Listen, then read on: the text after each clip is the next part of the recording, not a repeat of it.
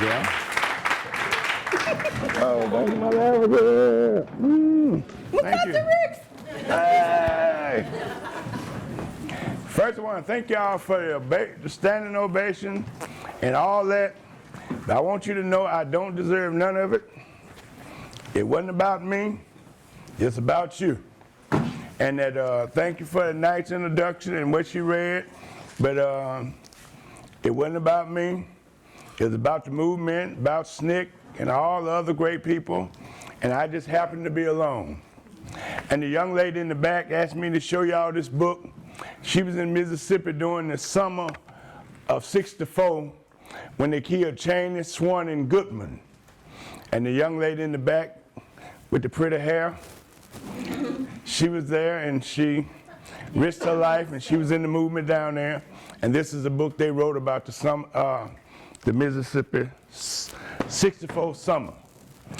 Again, my name is Mukasa, and I was in SNCC, SNCC, Student Nonviolent Coordinating Committee. And as a young man, about 17, we started demonstrating against overt segregation, I guess you call it. We started demonstrating against the oppression of our people. We supposed to go in the back doors, say yes to all white people. We couldn't have jobs that was equal to white people for the most part. We had to go in the back doors. We had to, couldn't go in toilets. We were just doing everything was just to dehumanize us as a people. But we did live in our neighborhoods. For the most part, they didn't pave our community. We used to say where the pavement ends, the black community begins. So in 1960, students began to speak out against segregation. In 1960, there was a sit-in movement. 3 students from A&T went down and sit in a place where white people sit and rebelled, and then they put them in jail, and then students started sitting in all over the country. Shortly after then, during that time, students started getting on buses and riding in integrated groups across the South. And when they were riding in integrated groups across the South, they would beat them, put them in jail, throw bombs on the bus and burn it where the people were on the bus, take them to jail, beat them, and mobs would surround the churches or wherever we happen to have mass meetings and threaten to kill us. At one point, they had to send National Guards in to save people in Montgomery from mobs. But there were the students that were militant, and they didn't mind risking their lives. And when Dr. King came later and said that this march is dangerous and you need to slow it down, the students said, no, we're not slowing it down, we're going forward. And they left Montgomery and went into Jackson, Mississippi on the Freedom Ride, and they put everybody in prison, in Parchment Prison. And then many people came and filled the prisons up. But right before then, in 1955, Rosa Parks sit down. Hello, young Somali girls, or Ethiopia? Somali girls, so beautiful, aren't they? Yeah, you can spot them. Oh man, our people are so beautiful. So they put them in prison. No, let's go back. Rosa Parks sit down on a bus. And when Rosa Parks sit down on a bus, they stopped the city and all the black leaders got together and said, we got to do something about it. There was a man, that was a union man named E.J. Nixon, a Pullman porter, and he was a militant and other people. But they came together and said, look, we got to carry this demonstration on. So they created the, and once they created the bus boycott, they decided to boycott the buses until black people could ride anywhere on the bus they wanted to ride. The city said before they would let black people ride on the bus, they would go out of business. So black people walked for a year or more. in protest. But when Dr. King did that, he became a hero over the world, really. And then, by 1957, Dr. King went to Ghana. In 1957, Africa began to get its independence.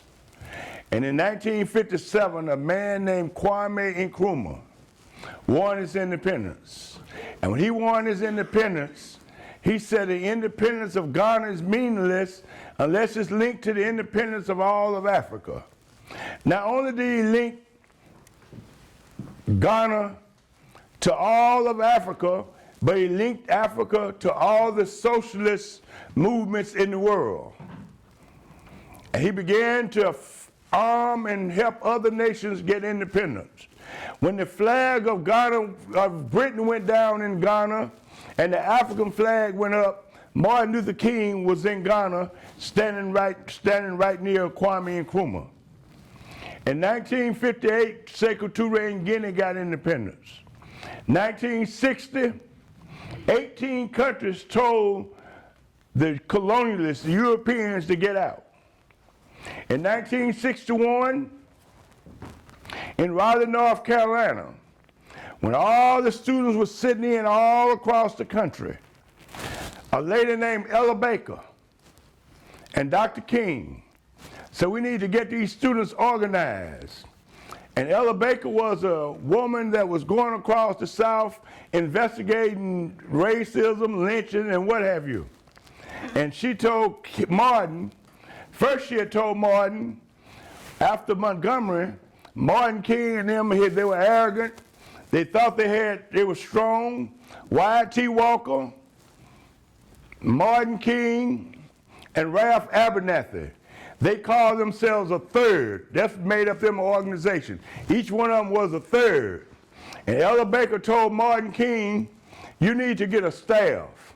You need an organization. And she went there. She put together an office for them and all that. And then they wanted to organize the youth. And they called a meeting in Raleigh, North Carolina at Shaw University. And all the students came together who had been sitting in across the South. All of them came together. Dr. King paid for the meeting. They came together. And when they came together, they wanted to form organization. And Ella Baker told them, Dr. King wanted them to be his youth organization. Ella Baker told them that you don't want to be under these preachers. So y'all preachers say they're arrogant, they chauvinist, and y'all students want your independence. Form your own organization. And we formed the student, because it's mostly students, gonna use nonviolent tactics, gonna coordinate what we do, and we was a committee, the Student Nonviolent Coordinating Committee. And that's how we got our name. And the Student Nonviolent Coordinating Committee, we didn't want to be like the other preachers and be leaders. We were organizers. So we took all our people, we put us a little office in Atlanta, and we took all our people and sent them out across the South, back to the schools they attend or the communities they lived in, and told them to go demonstrate. And we would coordinate whatever we do. Somebody go and sit in. And we told that was a good demonstration. Then the word get out all across the South, everybody go sit in. Somebody go stand in front of the theater and just stand there and block the door and just talk. We want to get in. We got a right to come in this theater. And we blocked the doors, and they said, oh, that was a great response. They went crazy. We got a great response. And we just kept coordinating what we would do. Some things didn't work. One time we went and jumped in the swimming pool where the white folks were. And we jumped in the swimming pool, they like to drown us. We went back and told everybody, you don't want to do that? Not that one. So that one was off limit for the most part. And then when SNCC went across the South, the one thing they did, every town we went in, we were supposed to start an organization. When we went into Albany, Georgia, we found local leadership there. And we pulled them together and formed the Albany movement. And got a chairman, a secretary, a treasurer, and whatever office there were. And once we put them together, we said, we're the servants. We work under you. We don't come to lead you. We come to work with you. We're your servants. Then we would go out to the schools and to the streets and organize a youth group. And we create a youth movement, and we would talk to them and show them the way, teach them freedom songs. I ain't scared of nobody because I want my freedom. And they help them not be scared when they sang them songs, even though, a little nervous sometimes. But that put energy into them. And we taught them songs and taught them a little history. And we were like having what we call freedom schools. And then we would let them go out and say what they wanted to do. And then we would go with them, march with them, right beside them, whether they go downtown, picket, go sit in, or whatever they would do, we would do that with them. But now we create youth leadership, elder leadership. And every town we went to, when we went to Selma, we put together the county, Dallas County movement. And we put together Miss Boynton and a whole lot of other people there, and they became the leaders. And every town we would go in, there was a SNCC organization. Went into Mississippi.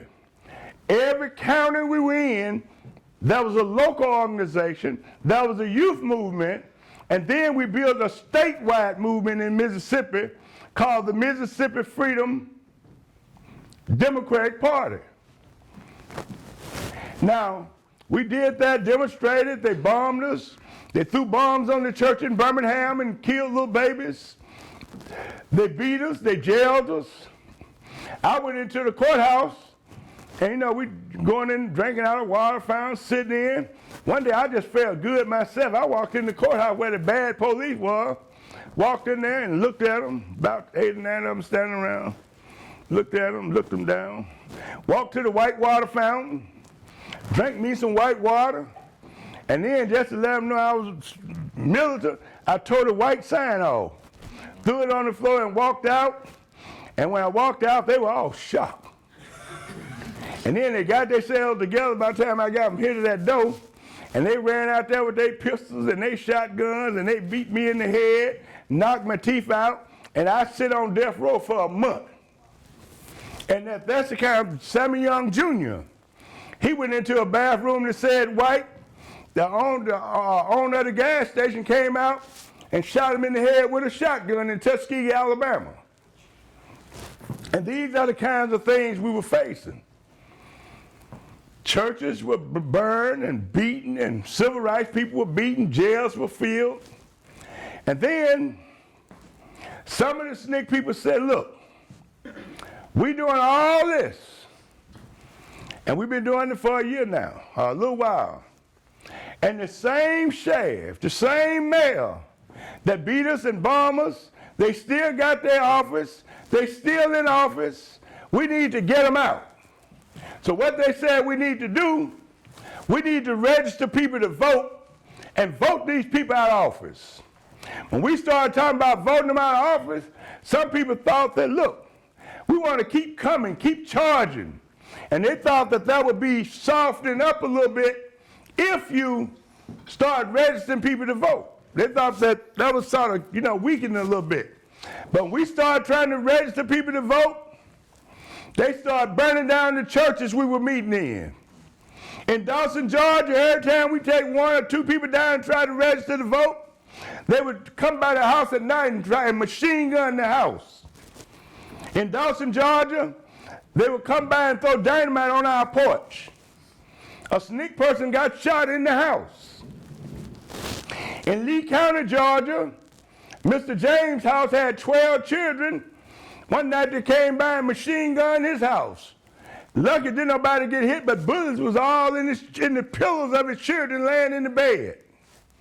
They burnt down the church that we met in on the Lee County Highway. Then they burned another church down in Sassa, Georgia.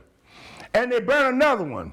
But these are the terrorism that we were facing for trying to register people to vote. Some people were killed. In how you say, in Mississippi, went into Mississippi in Jackson and Greenwood, went into Mississippi and started trying to register to vote. One day, Bob Moses and Jimmy Travel was in the car. A guy rode by and machine gunned the car and shot Jimmy Travel in the neck. And they said if the window hadn't been rolled up, the bullet would have traveled deep enough to kill him.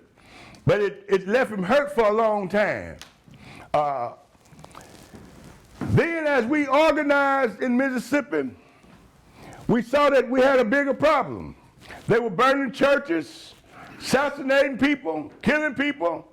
They killed Meg Evans, assassinated Meg Evans. Meg Evans taught people to register to vote and taught people to be strong, taught people not to have fear. And one night after a mass meeting, he got back to his house, and when he walked up on his porch, a man named D. Army Beckwith was laying in the yard waiting on him and shot him in the back with a high-powerful rifle, and the bullet went through his heart, went through the screen door, and went through the refrigerator, and the bullet landed in a watermelon. Then, one time at another point, we called in mass people from colleges all over the country. White, everybody, come to Mississippi.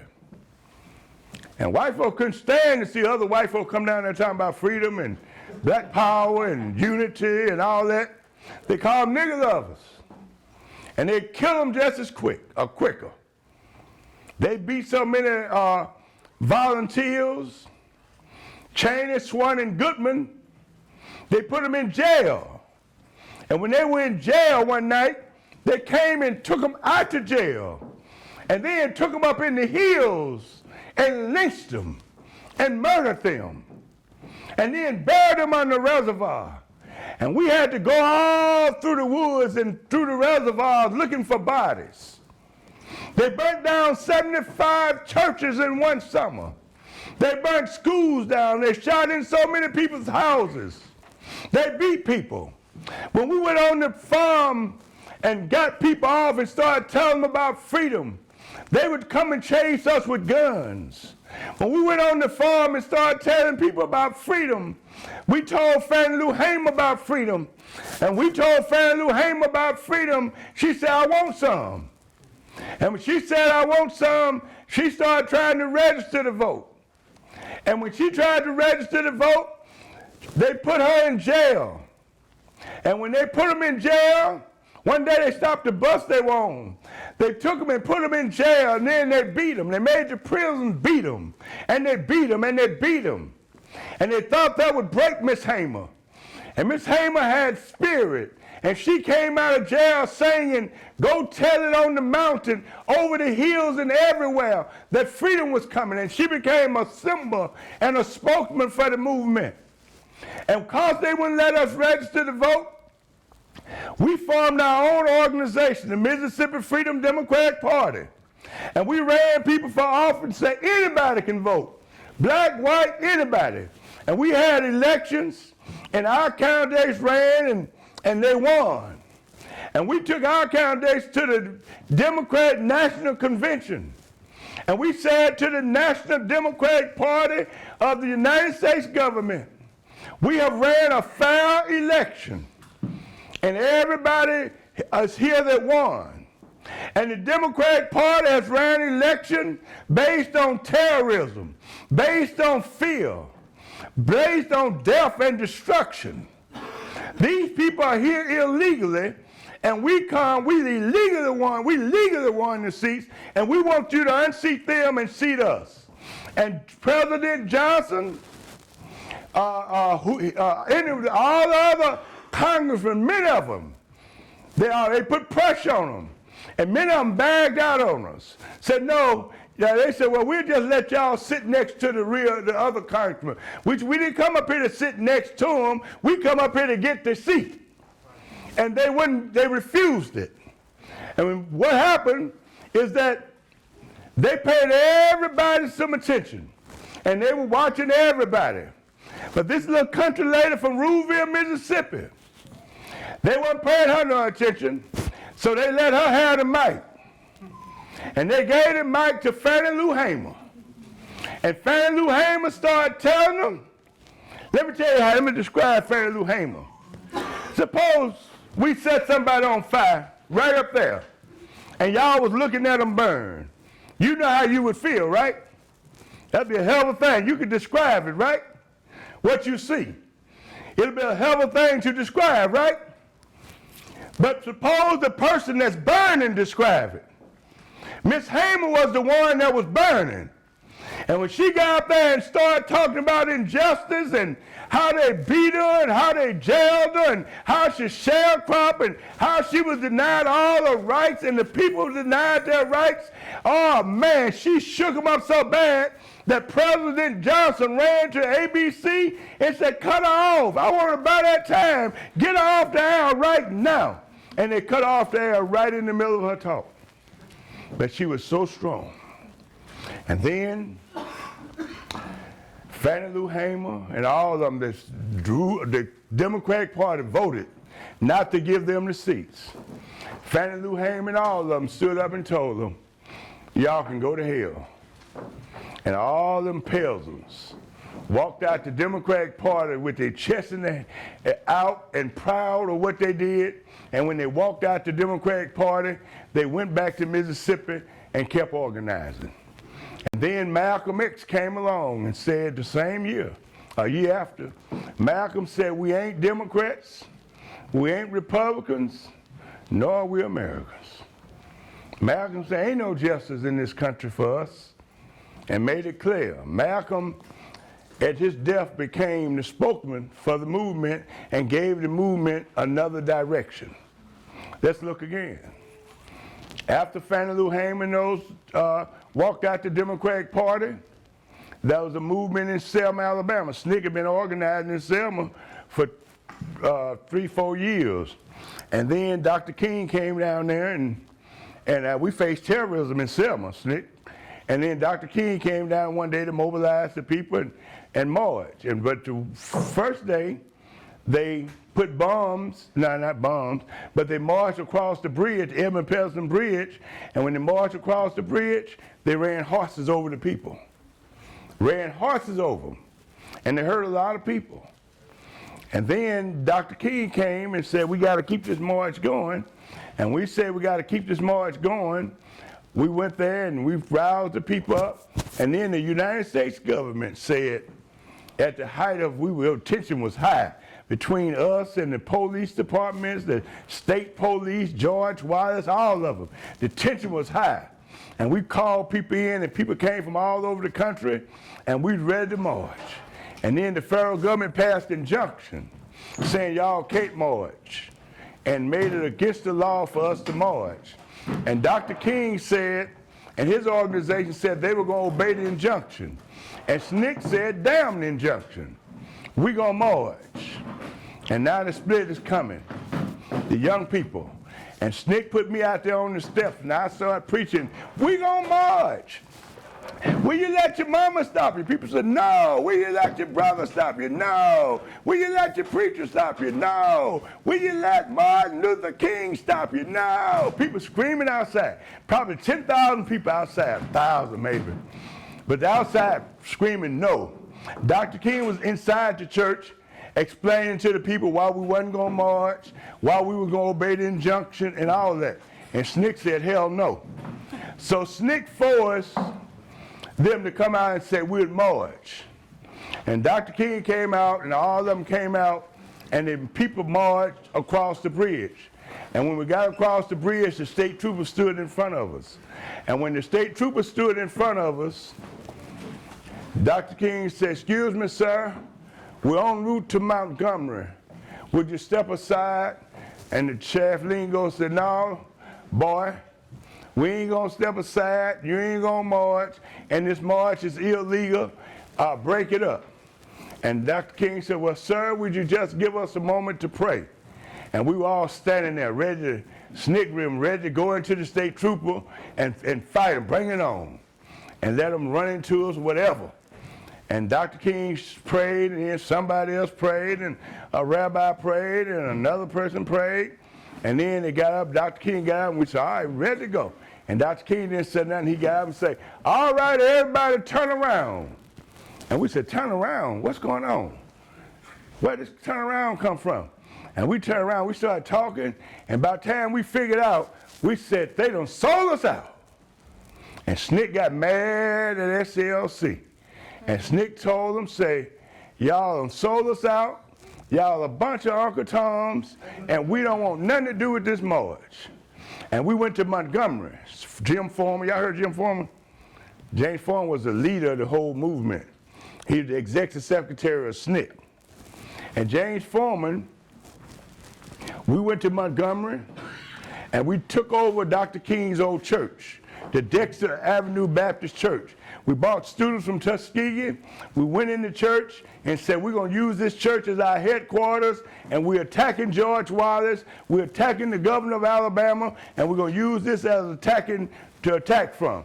And we got the church and took it over, and then all the Uncle Toms in that church, and even SLC folk, we started attacking George Wallace, and we started attacking this Capitol building.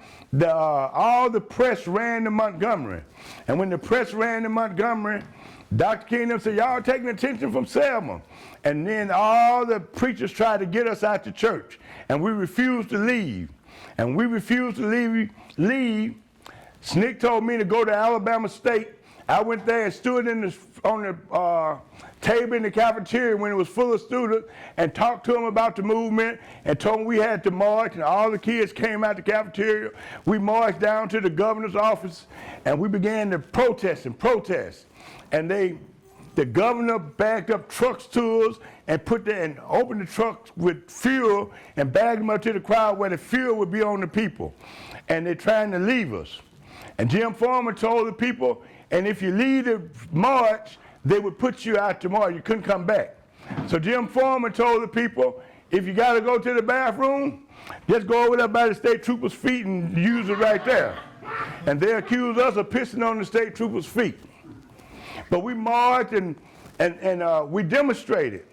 But our march was more militant. And then Dr. King began to look at me sort of funny, because I was that one that was militant and speaking for SNCC and challenging him on the march and what have you. So one night when we got to Montgomery, they ran horses over us again. In Montgomery, they ran horses over us. So we bought some helmets and some raincoats because it was raining. And when Dr. King came to Montgomery to join our demonstration, Dr. King came up and three little girls were sitting there with helmets on. And Dr. King told the little girls, young lady, those are some mighty daring helmets you have there. And the little girl looked up sort of smart to him, and you need one. And Dr. King looked down and said, Willie Ricks told you to say that. That was my slave name. My name is Mukasa Dada now. He said, Willie Ricks told you to say that. And then he got so paranoid, he called a meeting one night over to Mr. E.J. Nixon's house, and all of us come in, and he wanted to preach to me. Willie Ricks, I was Martin Luther King before you were Willie Ricks. I'll be Martin Luther King long after Willie Ricks. And you can't hurt me. Martin King killed his brother Abe, but it didn't hurt him. Oh, he just preached. I just sit there and humble, yes, Dr. King. And then went on back out and demonstrated. But when we went out to demonstrate, it was clear that SNCC and SLC was taking two different positions. Then right after then, they marched into Montgomery. And when they marched into Montgomery, that night, after the march broke up, Viola Luzo, y'all heard of her? Y'all never heard of Viola Luzo? Yeah. When Viola Luzo, she was giving the kids, a white lady from Detroit, she was giving the kids rides back home because she had walked with the kids. And when she got in the car and took them down through there, the FBI and the Ku Klux Klan riding together, they rode up to her car and they machine gunned her car and they killed Viola Luzo, and Willie Taylor, he got away and ran across the field and what have you. And then in Lowndes County, it was a county that was in Lowndes County, and that county was known to have 89% population black and no register to vote, couldn't register to vote. That country was known for killing and shooting black people. And we decided that we would go into Lowndes County.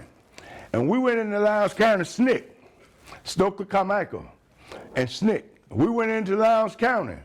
And we went into Lowndes County, we said we were going to be a political party. In Mississippi, we were a state political party, Mississippi Freedom Democratic Party. In Lowndes County, we were organizing on a county level.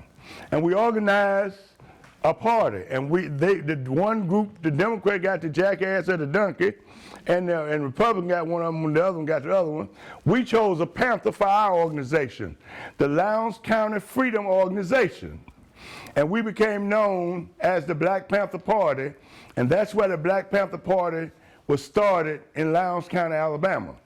And now when we would go to the fields, and they run out there and start shooting at us, we changed our attitude. When they run out there and start shooting at us in the field, we had guns, we started shooting back. When they jump in our car and we riding down the road and they jump behind us and start shooting, we start hanging out the window shooting back. When they come to our house at night and start shooting, we meet them at the door. Boom, boom, boom. And then when we tried to register people to vote, the people that tried to register to vote, that lived on the plantation, they put them off the plantation, trying to run them away out the county. We told them, don't leave, and we built tents. And we built a tent city. And then they would come down through there at night and shoot in the tents. So we built a wall. And when they come down there, one thing they had to do is put the lights on bright where they could see us. And when we'd be waiting there all night. And when a light come down there and put the lights on bright, that's when we cock our guns. We know who it was. And one night they came down there and cocking, and they started shooting, and 2 or 3 of their cars turned over with some of them shot. And then the state trooper, everybody ran down there. And they said, who did it? We brought out about 1,000 people. All of them had guns. Said, we did it. What you gonna do about it? Woo! And we were known as the Black Panther Party. And we became known as the Black Panther Party. Groups around the country, young men, the gangs, began to look at us and say, hey, we want to be one of them. And we brought them in and helped form the Black Panthers for self-defense in California and different places around the country. Here in Newton, Bobby Seals, all of them. We put them in our office, trained them, gave them some young people to help make up the party, and that was good. And that became an independent organization. And then shortly after then, they passed the Civil Rights Bill. And the night they passed the Civil Rights Bill, in '64, going back a little bit, we forced them to pass the Civil Rights Bill. And they didn't pass it because somebody was good, because Johnson was a good president, a liberal white man. They passed it because we were raising so much hell that they knew we were going to tear up this country if they didn't pass it. So when they passed it, the Congress went in there and said, y'all hurry up and sign it, because them folks coming. And they got guns. And they passed the Civil Rights Bill. And we kept coming and kept demanding. Then they passed the Voters' Rights Bill. And they blew up houses, killed, lynched, murdered, burned down churches. And James Meredith, y'all heard of James Meredith? He's the first black man to integrate the University of Mississippi. People got killed when he did it. And he got a sign. After they passed the Civil Rights Bill, that black people could vote. He got our African people. He got a sign called March Against Fear, telling black people, have no fear, register to vote, have no fear, don't be afraid. And the first day he stepped out to do it, a white man jumped up and shot him in the back with a shotgun. When they shot James Meredith, Martin King Stokely, Floyd McKissick, all the civil rights people met at the Lorraine Motel and said, this is an embarrassment, we got to carry this march on. But we told Martin King, everybody, SNCC was organized, Mississippi was organized primarily by SNCC, and that this is our territory. They used to call us the young folks, out of control folks. We told them, this is our territory. And if you come to Mississippi, and we walk through Mississippi, if a white man attack us, we fighting back. If anybody shoot at us, we shooting back. and Floyd McKissick, Roy Wilkins and NAACP, Urban League. Oh, hell no, we don't want nothing to do with nothing like this. And we brought in the Deacons for Defense, who had picked up guns in Bogalusa and defended their children. And we went on that march. And the first day, Stokely Carmichael, Kwame Ture, got in a fight with a state trooper. Martin Luther King was holding them back and trying to keep them from fighting. And we walked through Mississippi. When we walked through Mississippi, they were throwing bombs at us, they were beating us, they were jailing us. And we walked through there and we said, this freedom now ain't strong enough. We need something stronger. And we got down through there and I started going out to the countryside, talking to people about power. We need power. We need power. We need power. We black people need power. And I was rallying at night, just kept rallying people. And thousands of people coming out. And I had them out there and we were talking, we need power, we need black power. And when I said that, all the peasants, everybody just get excited, black power, black power. So we went down to Greenwood. That night they beat up Stokely Carmichael, put him in jail, beat everybody up, put him in jail, because they tried to pinch a tent where we were going to meet at with. And when they tried to put the tent up, they beat him up and put him in jail. And then we got him out of jail, and that night we had a rally. And we had a big rally. And when they got up there to speak, I said, it's over now, we're talking about black power. And we started speaking, started saying, black power, black power. And the whole crowd just went crazy. Black power, black power. And black power started dominating the march. And now SNCC dominating with black power. And we go up there as SCLC, and some of them still want to say freedom now. We started to shut that freedom stuff up. That's junk. That's sister stuff. Black power, black power. And we went down through there, and our attitudes changed. I remember we got to one little place, and the sheriff said, y'all can't use the courthouse. You can't get on the courthouse yard. I said, if you don't let us on that courthouse yard, we'll burn that damn thing down. He said, nigga, my courthouse is fireproof. I said, they'll blow that mother up then. We'll blow it up then. And then, we're getting more military. And then as we went on down the road, we were struggling, a few little blows here and there. And one day, Martin King announced to the world, we're going to be on this steps here on the courthouse steps of Belzoni, Mississippi. Want everybody to come to the steps, and we're going to make speeches from the steps. And when he got to the steps, hundreds of police lined up at the steps and said, y'all won't be speaking from these steps. And Martin King said, oh, this is embarrassment. He said, oh, we get up there, and he called me. He said, Willie Ricks, where's Willie Ricks? Come. Get us up on the steps. And I'm shocked. Martin King called on me. I said, no problem. I told everybody, come. I got me a crew, and we just charged the steps. Woo! Ran into the state trooper. They fell back. Come on, Martin. He got up there and made it speak. But that day he called on me to do that. I said, oh, that's good, Martin. You're growing, brother. And so we went on down through Mississippi. Black power started dominating. And then Andrew Young came down there and called a meeting with Dr. King. And when he came out, Dr. King came out to meeting with Andrew Young and some other people, he started saying, well, we don't want no black power.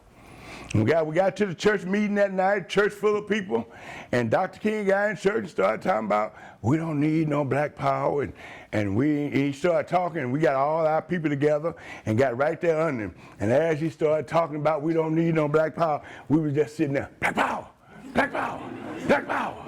And then we got on down to Yazoo City. And we got to Yazoo City the day before, Dr. King led a march. And we led a march in Philadelphia, Mississippi. A white man came and a group ran a truck right through the march and ran the kids over, people under the truck screaming, running, and they started riding, turning the trucks over.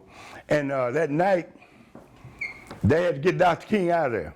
But that night, a group of racists came to the black neighborhood and started shooting. And we were waiting on them. I wasn't in that group, but we were waiting on them. And when they came in there and started shooting, the people started shooting back, and a deputy sheriff got killed.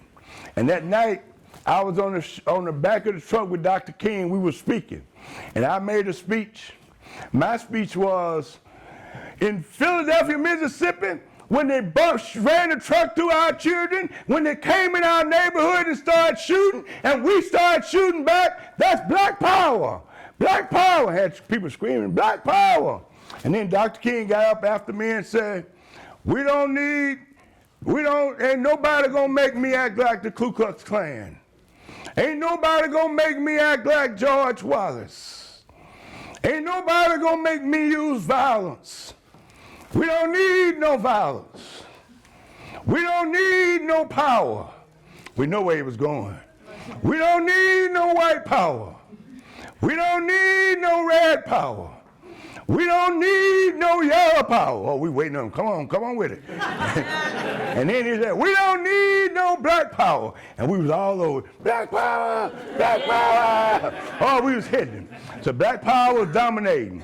Then we marched on up the road. To make a long story short, we got to an area of Canton, Mississippi.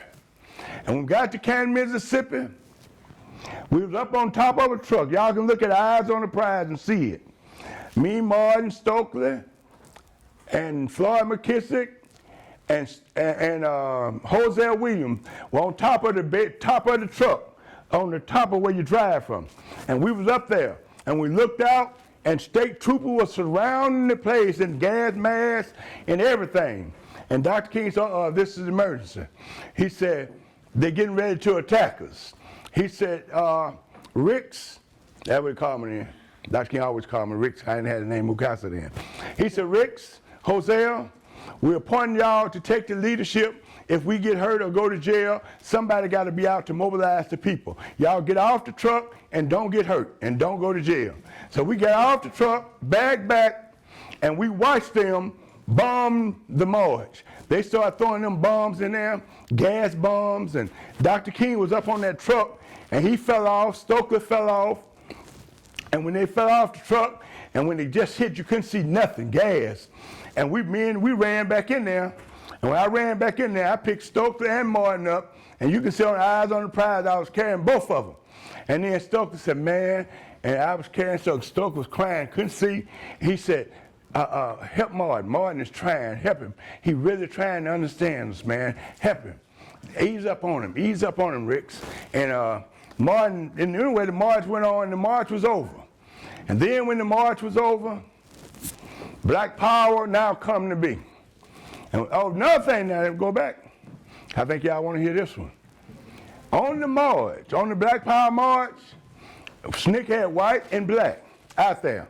SCLC had white and black out there. At a certain point in the march, we told all the white people, y'all got to lead this march. All y'all got to lead. We want this to be a black march. And all of them left. Martin King tried to stop it. And all of them left. Some of them mad and whatever. Now, a couple of SNCC folks, white people, they stayed because they said, we ain't white. You know, we ain't that one of them. And they stayed, wasn't no problem. So they left. And then the march got black. And when the march got black, we went down there, black power, black power. And then the last night of the march, James Brown came and performed for us. Said loud, I'm black and I'm proud. You know, he performed at Tougaloo College. And then we marched into town and whatever. And then shortly after then, the rebellions, black power was out there now. Detroit go up in arms. Riots in Detroit. People fighting in the streets. City burning down. Police got orders to shoot to kill. 40 people dead laying in the streets. Hundreds of people shot. And all of them were screaming black power. And then the first day, Martin King spoke out against all that violence is wrong. What the black people doing in Detroit is wrong. And I rushed to his house because the police was on there saying, Martin King is right. I rushed to his house and said, Martin, look what they're doing. They quoting you. And you're in a position against the black people that's talking. And then Martin looked at it and he changed his position.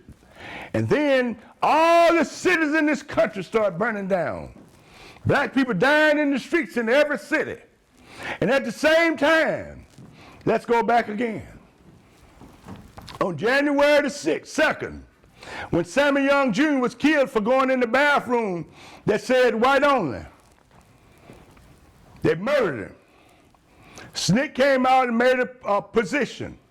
If a black man can go in the army and come back and can't piss in a bathroom behind a white man, we ain't got no business in the army. We opposed the war in Vietnam. And we did it. We opposed the war in Vietnam. And we opposed the war in Vietnam. All the civil rights people started saying, no, we don't supposed to be dealing with the international stuff. We just supposed to be dealing with civil rights. And we told Martin, speak out here. All the people, Andrew Young and all of them, they were telling, oh no, we don't want no bill against the war and all that. Because Andrew Young was the police from the get. Andrew Young was the Uncle Tom in the movement.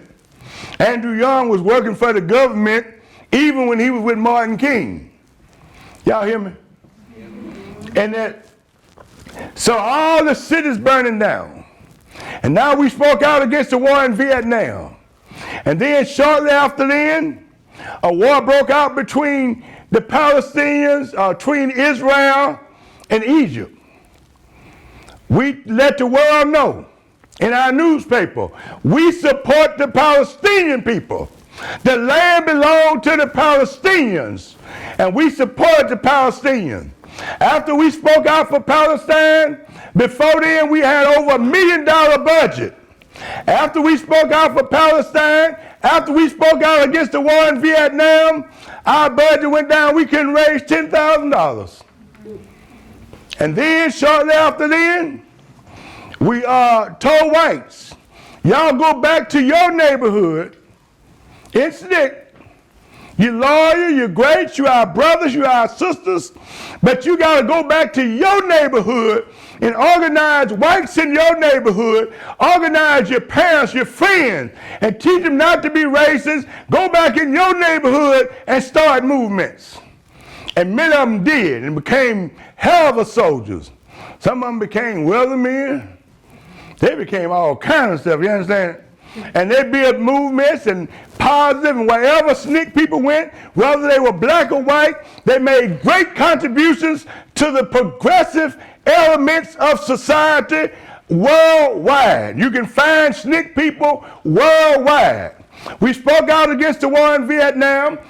Not only did we speak out against it, we were burning the cities down till the United States had to bring back the troops from Vietnam and land them in Detroit, land them in Newark, land them in all over Ohio, Cleveland, Dayton, Cincinnati, tanks rolling down the street, 82nd Airborne shooting people down in the streets because we were saying that this country has betrayed us, this country has put us in slavery, they raping Africa, they stole us from Africa. Africa is the richest land in the world, full of diamonds, gold, oil, rubber, zinc, tea, copper, pearl, cobalt, manganese. Africa, we're the smartest people in the world. Before the Europeans came and put us in slavery, we had the greatest civilizations in the world in Egypt and Kemet and Ghana and Mali and Songhai, and to name 1,000 more. We were writing. We were doing everything. We were developing for hundreds or even thousands of years. Then we were invaded, put on slave ships.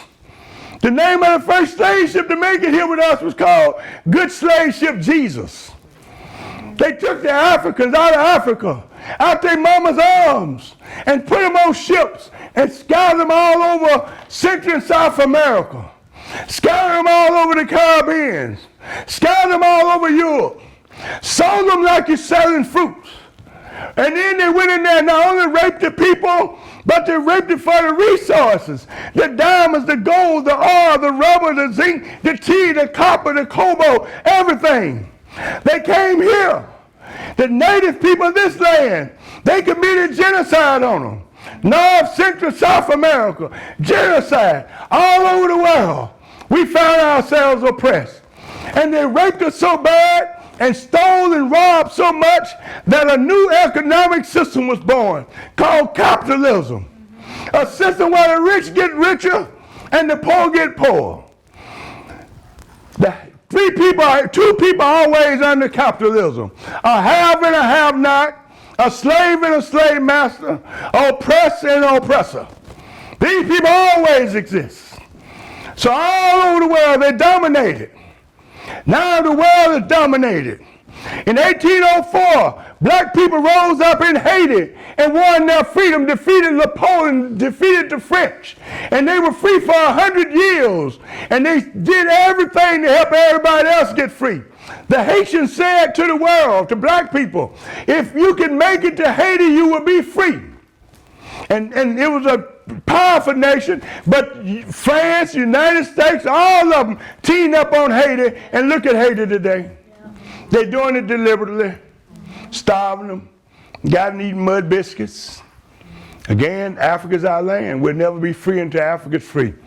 Then in 1957, Kwame Nkrumah got independence. Guinea got independence. In the Congo, that was a man named Lumumba. The liberation movement in the Congo. The United Nations and the European powers turned on Lumumba, CIA. They killed him and put Congo in slavery and put him under this new system, neo-colonialism. You got a black general, a black army, and they working for the imperialists. And all over Africa, they have put these people in place. And all of them got modern guns, and they ain't pointing at imperialism. They're holding the guns on their own people while they steal what they can get and let the imperialists come into Africa and take the diamonds, the gold, the oil, the rubber, the zinc, the cobalt, and leave the people starving to death. And now, Black Power movement said you need power, you need land. Black Power movement pointed us to Africa. It pointed us to a concept called Pan-Africanism. Pan-Africanism says, Africa is your land, you'll never be free until you're liberated. It said that all the Africans, wherever they've been scattered in the world, you have to put them back together. Put them back together, unite. Unite like China has done. Unite like other people in the world are doing. Well, we can feed our own people. We won't have to ask the Europeans for food. We won't have to ask the capitalist America for food. We won't have to ask the Chinese for help. We can do it ourselves. We can do it ourselves. But the only way we can do it is revolution. Everybody has to go through revolution. And we make revolution. We don't want a system like what they got. We don't want to be the killers and murderers and genocidal people that they are. We want to make a contribution and raise up humanity. We want to make sure that every baby got food in their mouth. Everybody got medical care. Everybody got the highest form of education. Everybody got housing and all that kind of stuff. We want to do it for ourselves. In order to do it, we got to liberate Africa. We got to help all the freedom-fighting nations in the world. Thank God for Cuba. Fidel has showed us the way. Hugo Chavez in Venezuela. And all those movements in Central and South America, they're rising up. And now it's time for the Africans to rise up. And one thing all freedom fighters agree to is the economic system, socialism. How many of y'all agree to socialism? Look at that. The economic system is for all the people. And yes, when I was young, I was in all them white folk face. Got me enslaved. Now I come to find out that our fight is against imperialism and capitalism. And they use racism as a weapon to keep us divided. You understand? They hate to know that we love the Palestinians. They hate to know that the Palestinians are our brothers. They hate to know that you believe in justice all over the world. Wherever there's injustice, we're against it. Wherever there are freedom fighters in the world, we're for them, right? And we have to fight. And right now we live in terrorism right here in the United States. Every minute they kill a young black boy, or a black girl, or a black child. Every day. We're hungry. We don't have food, and it's running out. We got to do it. All of you have got to make major contributions to the revolution. I'm talking about physically, but you got to help the people. We got to find a way to plant green, plant turnip greens, plant food, dig wells for water. But we got to do all the things that it takes to build a nation. We're the ones that's going to solve the world's problem, right? Ain't nothing going to come out the sky and do it. We need revolution. That's why I support all the revolutionary governments in the world. I'm against what they're doing in Iraq. I'm against what they're doing in Syria. They have no reason to do it. I'm against them murdering our beloved brother Muammar Gaddafi in Libya. I'm against them dropping so many bombs in that area that people are running out the country, jumping into the ocean. Would rather be in the ocean with the Shah, with the babies in their hand, than to be back there with what the United States is doing. And don't think that Obama was nothing but an agent of imperialism. That's all he was. Matter of fact, he probably worse than Bush and Trump, because he got a black face, a pretty smile, with bombs falling behind him. And we just love Obama because he got a pretty, oh, look at that black man. Look at that pretty smile. And he's killing people all over the world. He's known as the drone president. Yeah. He's known as a killer. Men, women, and babies. And look what they're doing in Yemen. Yeah. Y'all know the country Yemen? Yes. Oh my goodness. Look what they're doing in the Congo. Y'all heard of Congo? Y'all know the Congo is the richest nation in the world. Got all the resources, even the resources that make all electronic work and keep it from electrocuting you and shocking you. Guess where it's found? In the Congo. But yet the people in the Congo are the poorest people in the world. Somebody said that Africans are poor. He said, nonsense. Africa ain't poor. I mean, Africa is a poor nation. Africa ain't no poor nation. Africa is the richest nation. Got everything. Got a perfect climate to grow everything. Got all kind of resources under the ground and above the ground. It's not Africa that's poor, it's the Africans. Because they've been raped and dominated for 500 years or more. This imperialism. And right now they're putting African and armies all over Africa to dominate it more. What are we going to do? We got to say no to it. We got to speak up for the Palestinians. Do y'all see the genocide they committed on the Palestinians? Do y'all see they took all their land and now they're going to take thousands of other acres of land right now as we talk? What? They killing the Palestinians. They got millions living so tight, millions. And now they're going to tighten them up even more. We need revolution. Yeah. We need organizing.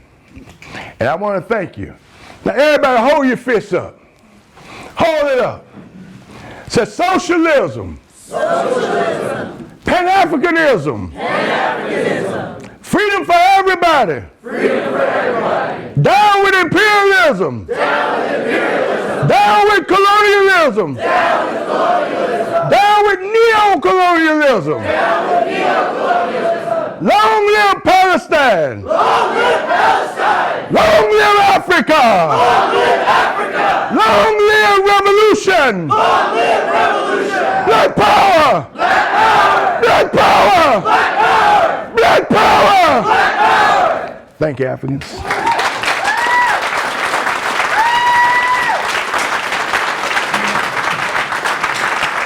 Yeah.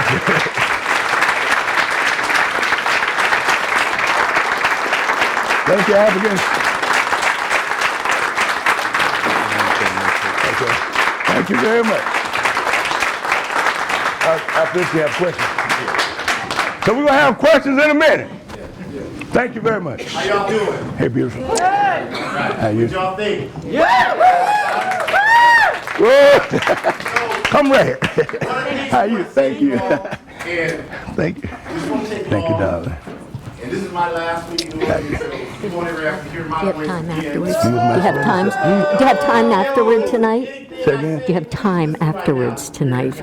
I don't know. I don't know when they in control of me. And we want to make sure that we take care of our people. Right? Now, the All African People's Revolutionary Party, we came out of pocket to bring him here. but we want to pass these around. We want to ask you to contribute. All of this money will go towards expenses, his expenses. He had to come out of pocket to come here. So we want to ask y'all, don't be stingy. You know, sacrifice one joint, sacrifice one six-pack of beer. I'm being very straightforward with y'all. We need y'all to come out of this with this. We need you to put one of them Abraham slave having Lincoln dollars in there, Andrew, Indian killing Jackson, $20 bills. We need you to do it. Y'all got it. Y'all got it. So we need you to do it. It's for a good cause. If not, the money's not coming. I got my van ready to move. I'm not taking the money you putting in the bag tonight. We need you to put this in there for somebody who has stood up. Everybody in here has benefited from the Black Power movement. Everybody in here. The women's liberation movement came from the Black Power movement.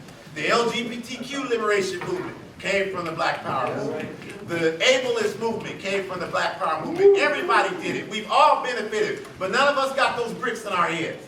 None of us got beat. None of us had to do any jail time for that movement. Is that right? So we need to protect and respect those who did. That bag is moving way too fast. Y'all got to put some money in there now. Come on now. Don't be stingy. Y'all got some. A little bit. Put what you got. Put a little bit more. You know, we don't ask for much. We just asking because we want to make sure that we protect those. Don't y'all look at me like I'm crazy. I'm talking truth right here. We need to protect and respect those that stand up for it. If you stand in this room, you owe this man a debt right here. If you stand in this room right now, you owe this man a debt. So we want to respect that. We want to respect that. You look at me and say, I know what I'm talking about right now. I'm not talking about myself. I'm not even talking about us here in Oregon. We're talking about one of our elders that we want to take care of and make sure that he can be sustained. Because the capitalist system is not going to take care of him. They want to see him dead. So we got to protect people like that. Anybody that stands up for justice, send those back to you again. Y'all got another dollar in there. Come on now. Come on now. Don't be like, oh, you know, you got to support people that stand up for you. Most of us in here don't have half the courage to do what this man did. We don't have half the courage. We bump gums all day. This is someone who put his life on the line for justice of humanity, and we want to make sure he is well taken care of. Is that too much to ask? No. Can we send those through again? Yeah. Y'all know we don't ask for nothing. We have a freedom school here. We don't charge anybody nothing. We feed the kids every week. We don't ask for it. We come out of pocket.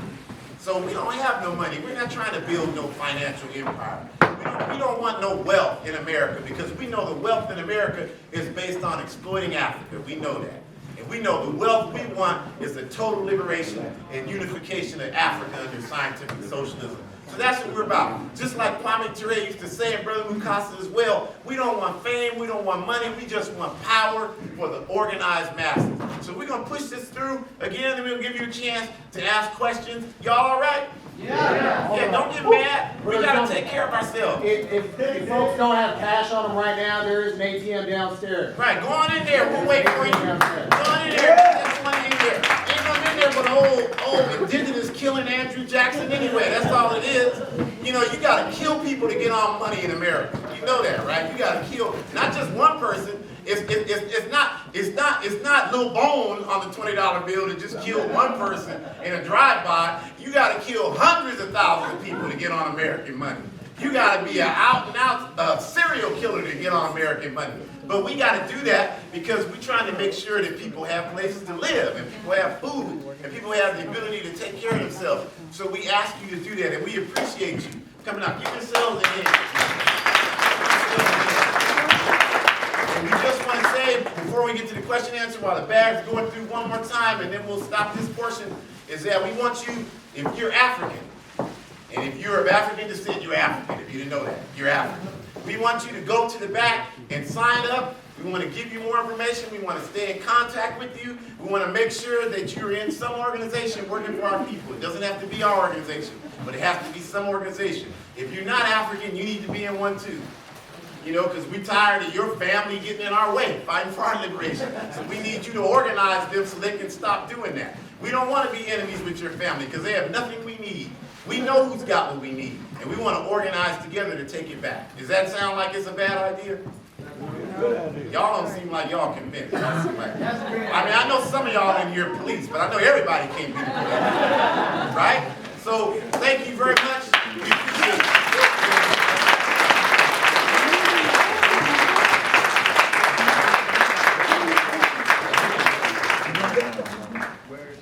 If anybody has questions, put your hands up and Mario will give you some paper.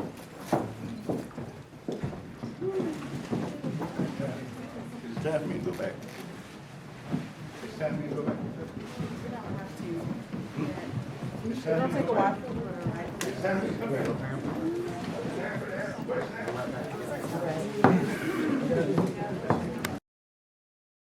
Oh. Oh, yeah, let me do it too. Oh, they can just ask a question. Hey.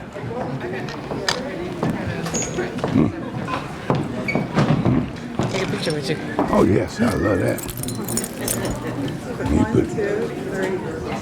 Yeah. Put this beautiful picture all over Facebook. You do that? Yes, I will. I would appreciate it. I'm gonna leave you a card. Okay, please do. Yes.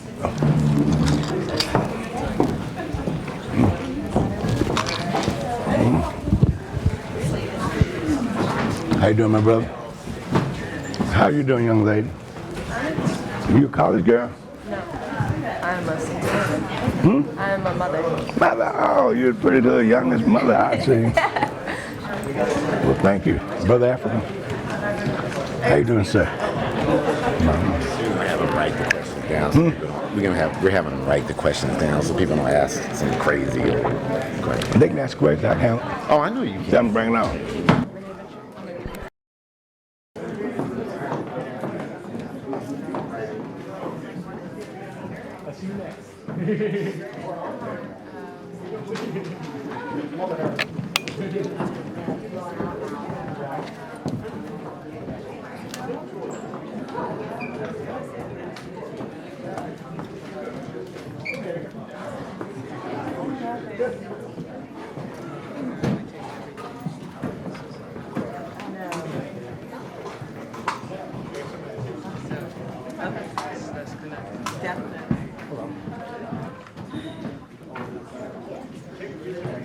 I'm supposed to be performing a poem at 7:30. Where are you going? First congregation. They're not gonna start with us. I'll take it back.